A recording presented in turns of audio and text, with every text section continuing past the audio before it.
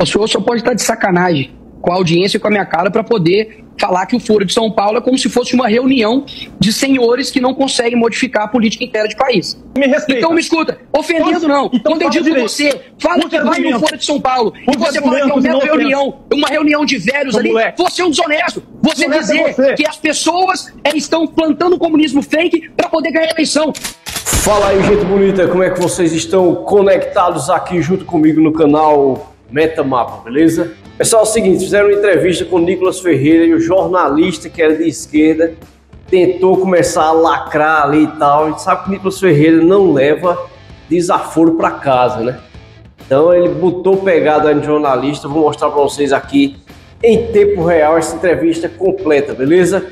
Chama a vinheta aí em 3, 2, 1, vai lá. Tudo tem seu tempo, assim como diz Eclesiastes. Tem tempo de lutar, tem tempo de ficar parado, tem tempo de agir, tem tempo de de guerra, tempo de paz. E eu vejo que nesse tempo agora a gente vai ter que ter uma guerra muito mais inteligente. Ou seja, a oposição que nós estamos lutando não é uma oposição que joga as regras do jogo. Não é uma oposição que está preocupada se você disse ou não disse algo de acordo com as regras do jogo. Eles vão jogar a mídia para cima de vocês. Eles vão jogar ali o regimento interno contra você. Então eu sou cético, mas não pessimista.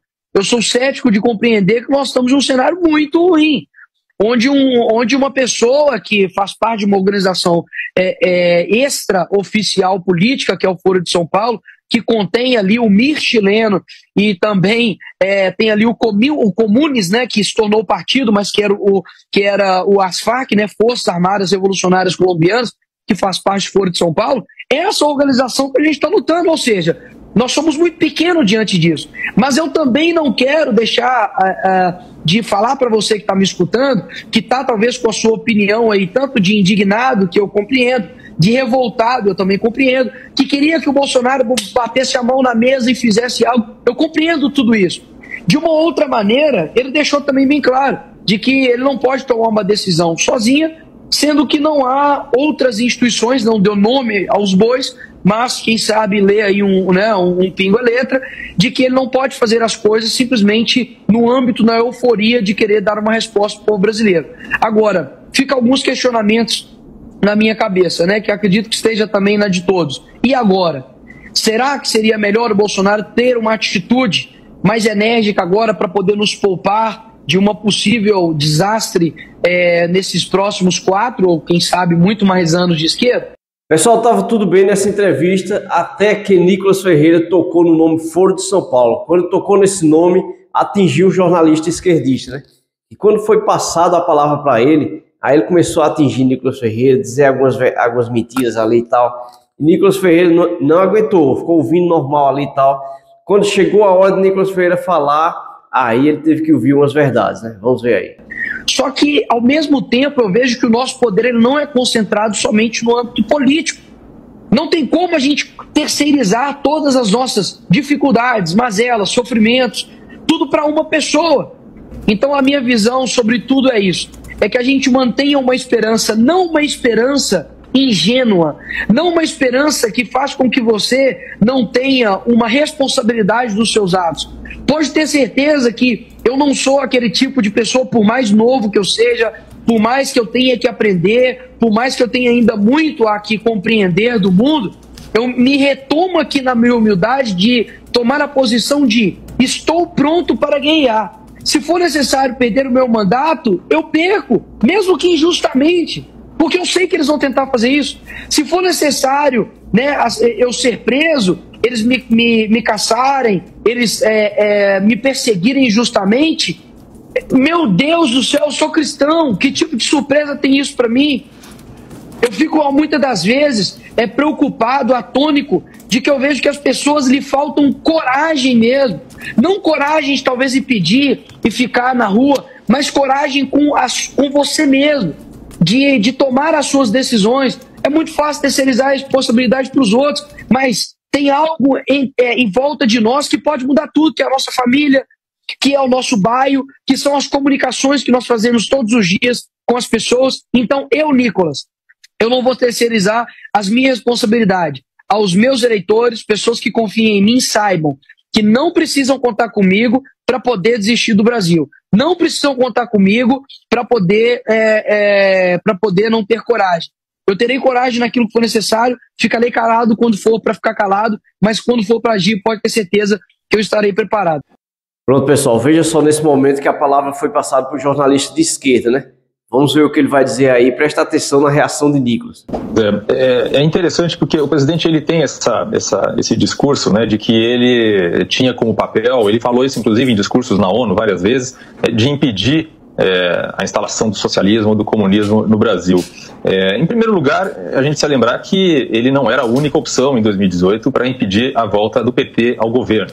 Ele também, em muitas das falas dele, ele esquece que entre o governo dele e o governo da Dilma, teve o governo Temer, que estava longe de ser algo voltado para o socialismo, coisa do tipo. E em terceiro lugar, apesar de ser um partido de esquerda, o PT, o que se viu nos primeiros governos também não foi a instalação de um sistema comunista, um sistema socialista ou algo do tipo. Então isso faz parte da estratégia, né, de estabelecer aí um medo, do desconhecido, justamente com fins eleitorais. Eu conheço bem, por exemplo, o Fórum de São Paulo, porque como jornalista estive em um desses encontros para retratar aquele momento, fui inclusive expulso pelos petistas, porque eles não queriam que eu assistisse a alguns dessas discussões, mas vou dizer, era algo absolutamente vazio de conteúdo, não tinha nada de fato, enfim, que pudesse significar realmente uma ameaça, algo que levasse a golpes ou coisa do tipo, né? Eram discussões vazias sobre ideias de esquerda e assim por diante. Se quiserem ver sobre isso, é só procurar um vídeo chamado Fórum dos Dinossauros, que está disponível no YouTube, em que eu mostro essa experiência. Queria saber, na sua opinião, se há ainda muito que aprender por parte daqueles que pretendem fazer oposição ao governo Lula para que de fato consigam fazer isso de maneira efetiva. Pronto, pessoal, você viu que Nicolas Ferreira ele ouviu tranquilamente aí o jornalista de esquerda falando. Agora o Nicolas vai começar a falar e o jornalista não vai deixar ele falar. Veja só a resenha, solta aí pra mim. O senhor só pode estar de sacanagem com a audiência e com a minha cara para poder falar que o Foro de São Paulo é como se fosse uma reunião de senhores que não conseguem modificar a política interna de país. Sendo que há 16 anos, basicamente 98% dos países da América Latina são comandados por figuras que foram feitas, construídas, preparadas pelo Foro de São Paulo. Então, por favor, tenha no mínimo honestidade comigo, que eu sou entrevistado, e com essa audiência aqui. Agora, segundo, colocar como se a gente estivesse vivendo um comunismo imaginário também é muita desonestidade. Eu não posso falar sobre a justiça eleitoral. Se eu acho isso democrático, eu não posso falar contra o Estado democrático de direito. Caso contrário, eu tomo uma multa no meu conta-cheque. Eu não recebo o meu salário. Existem pessoas que estão sendo tolhidas de falarem contra o processo eleitoral, questionarem o processo eleitoral. Agora, o senhor realmente acredita, quando eu falo em comunismo, é pegar em foice e martelo? Que tipo de mentalidade infantil? E querendo ainda colocar como se eu acreditasse nessa sua fala de que nós estamos pintando um comunismo para poder ganhar a eleição. É muito claro o que está acontecendo aqui no Brasil. Primeiro que o comunismo que é colocado aqui não é o comunismo marxista de luta de classe somente, não. Se o senhor estudasse um pouco a respeito do ganho cultural que Gramsci, Escola de Frankfurt fizeram e conseguiram colocar aqui no Brasil de uma maneira incrível, você vai ver que a direita não tem nada, a não ser um presidente da República que vai sair amanhã. O que a direita tem, meu amigo? Nós temos besteira, Nicolas. Nós temos a condição, só um minutinho que eu estou terminando de falar. Nós temos a produção cultural nas universidades. Nós temos os professores nas universidades. Agora, você colocar como se o presidente Bolsonaro estivesse falando de que... Eu posso falar ou não? Eu posso terminar de falar? Eu posso terminar de falar? Lula. Eu posso terminar de falar? Eu te ouvi. Qual é o seu critério de... Eu te ouvi. Deixa eu terminar de falar. Deixa eu terminar de falar. Você acha que comunismo então tá bom, vai lá. Ditadura necessariamente? Quer dizer, toda ditadura é comunista? O fato de você... Mas todo comunista é ditador. Eu concordo que você tenha sido censurado. Todo comunista é ditador. Todo. Ah, sim. Agora, todo ditador é comunista? Mas quem está discutindo isso? Não, você está falando, você está confundindo as coisas. Você está falando que o fato de você ter sido censurado ou ter sido impedido de falar coisas é uma prova de que existe um comunismo sendo instalado no Brasil. Deixa de ser... Isso sim é... Não. Peraí. As nossas universidades... As nossas universidades, elas são formadas e formam... Peraí, mas eu estou falando... Instalado é o fato de que você... Eu posso provar se você me ouvir, então. Eu posso provar se você me ouvir, eu posso provar? Não, pelo visto, só de você ter... Então, só um minutinho. Eu posso responder ou você vai ficar falando? Não. Porque só encerra aqui. Só deixa claro isso. Vamos falar um de cada vez, só pra gente também não, mas é importante, não atrapalhar o entendimento da audiência, por favor. Mas fui interrompido, então me escuta.